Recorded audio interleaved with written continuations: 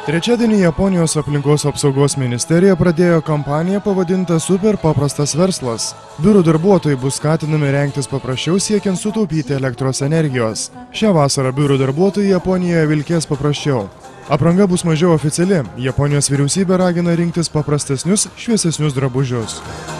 Kadangi trūksta elektros, Japonijos vyriausybė prašo 15% sumažinti jos sąnaudas, ne tik šią vasarą, bet ir apskritai pakeisti gyvenimo būdą. Ne visi japonai tiki, kad planas duos naudos, bet dauguma taip pat ir vyresnės kartos atstovų juo tiki. TEPCO duomenimis bus pagaminta 55 milijonai kilovatų elektros, tiek kiek reikia vasarą. Bet kadangi Fukušimos atominės jėgainės kovo 11 dieną avarijos pasekmės dar ne iki galo likviduotos, prašo kiek įmanoma taupyti.